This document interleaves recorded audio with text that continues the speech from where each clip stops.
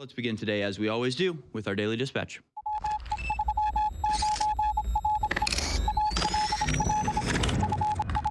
All right, here it is, folks, your Daily Dispatch for Tuesday, the 29th of August, 2023. Trump's D.C. trial date set for March 4th, just one day before Super Tuesday.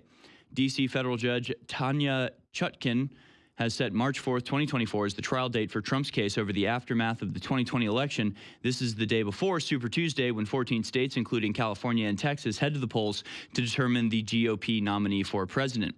This case, brought by special counsel Jack Smith, alleges that Trump engaged in conspiracy to defraud the United States, conspiracy to obstruct an official proceeding, obstruction of an attempt to obstruct an official proceeding, and conspiracy against rights.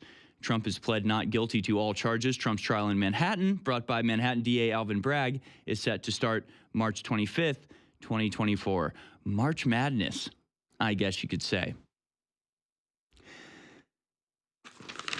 Yes, we need a, I don't know. We need some sort of March Madness bracket just to figure out what the hell's going on with Trump's innumerable legal issues since losing the election. Well, since having the election stolen from him in 2020. Meanwhile, from justthenews.com, National Archives acknowledges 5,400 Biden pseudonym emails, faces lawsuit for their release. The new lawsuit turns up the pressure on the archives to release the documents. The National Archives and Records Administration acknowledged possessing potentially up to 5,400 emails connected to then Vice President Joe Biden's pseudonym accounts that he used to forward government information and discuss business with his son, Hunter Biden, and others. And on Monday, the Southeastern Legal Foundation filed a lawsuit to compel the agency to turn over the emails. The nonprofit constitutional legal group that filed the lawsuit said the archives confirmed that Biden used pseudonyms of Robin Ware, Robert L. Peters, and J.R.B. Ware during his time in the Obama administration. The archive's admissions confirm years of reporting from Just the News about Biden's use of a personal email address as vice president and pseudonym accounts he used during his time there. The Legal Foundation renewed its initial request last year with the second FOIA request, but the archive has failed to produce a single one of these emails. Monday's lawsuit turns up the pressure on the archives to release the emails. So yes, 5,400 emails sent or received under his pseudonym that he used to circumvent federal law, which of course is just the cover-up for the actual crimes that I'm sure will be discovered. Meanwhile, so we have some LGBTQP plus news today. Wyoming sorority members forced to admit trans-identifying male as court rejects suit. A sorority at the University of Wyoming will be forced to accommodate a 6'2" trans-identified male after the federal district court rejected a suit brought by 6 of the female members. Women from Kappa Kappa Gamma sued the national leadership of their sorority after expressing discomfort with the presence of Artemis Langford. Artemis Langford. That sounds like a supervillain name, doesn't it? Despite hearing testimony from the women, some of whom stated Langford had watched them undress with an erection, Judge Alan Johnson dismissed the case. On August 25th, Johnson stated that redefining women to include males was Kappa Kappa Gamma's bedrock right as a private, voluntary organization, and one this court may not invade. In his decision, Johnson wrote, the University of Wyoming chapter voted to admit, and more broadly, a sorority of hundreds of thousands approved Langford. With its inquiry beginning and ending there, the court will not define woman today. The court, that's above the court's pay grade. Defining woman, having a definition of a biological reality? No, not in this courtroom. Just, again, completely insane. Maybe you'd have an argument if they had gone through some sort of castration surgery. They'd been on hormones since they were little. This dude sitting there with an erection watching his sorority sisters change. He's like, but I'm a woman. But trust me, I'm a woman.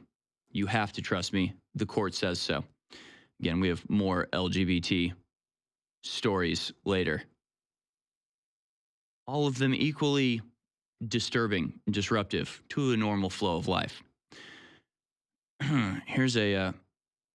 Here's a story for you, folks. Chop down forests to save the planet? Maybe not as crazy as it sounds. Maybe. maybe just as crazy as it sounds. It's one of those, I would think. I think we all agree that sounds crazy. Let's see what they say. Bill Gates and other investors are betting Kodama Systems can reduce carbon dioxide in the air by chopping down and burying trees. Now, if only Uncle Sam would get on board with tax credits, too. Yeah, if only the government can take your tax money to fund this ridiculous boondoggle. Do I need to explain why cutting down trees doesn't lower carbon dioxide?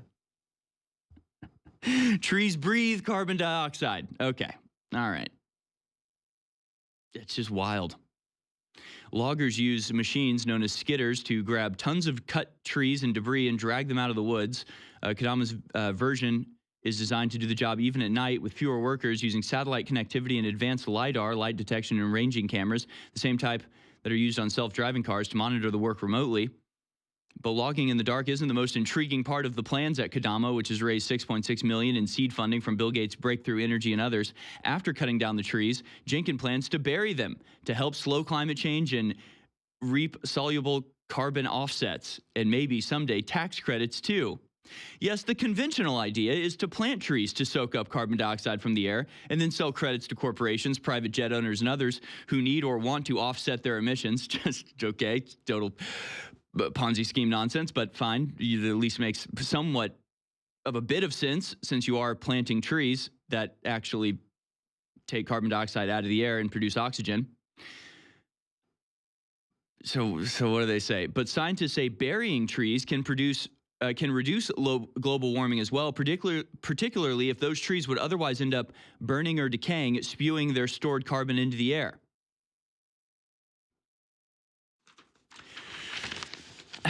Yeah, we'll get into some of the more ridiculous attempts being made to save the earth from itself, but somehow they all involve cutting down an immense amount of trees. They want to get off coal, so they chop down old growth forests in British Columbia, ship the trees across the Atlantic Ocean and burn them for fuel and then call that carbon neutral.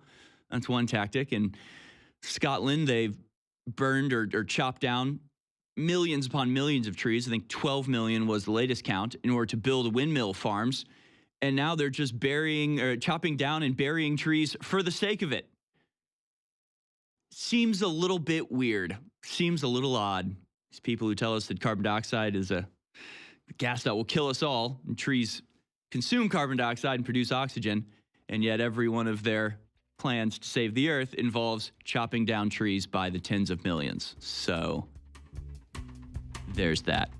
Finally, we have this. Man who brutally stabbed 2 children in Berlin schoolyard has had his case dropped and will see no jail time in Germany. Yeah, stab some kids. You get out of here, you rascal. You rapscallion. You don't need to go to jail.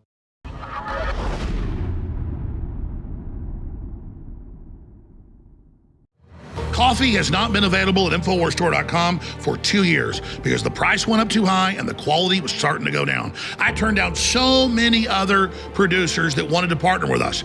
But when the folks at Minuteman came to me a year ago and I began to try their coffees, I was blown away. We finally have 3 great coffees that are the best they have to offer available to you right now. This is the best coffee I've ever tasted. It smells amazing, and it's some of the strongest coffee I've ever drank. Ladies and gentlemen, these 3 single-source Colombian coffees are now available at InfoWarsStore.com exclusively. Escape the Prison Planet Light Roast. Tastes great. It's the strong one. Really strong. But these are all close second and thirds. Medium roast. Wake Up America. Woo! That's what my go-to. Dark roast, tip of the spear, tastes the best and is amazing and is still very, very strong. Gives you that pep. They're all 3 available at InfoWarsStore.com, and they fund our operation, and each order gets a Pocket Constitution Citizen Rulebook.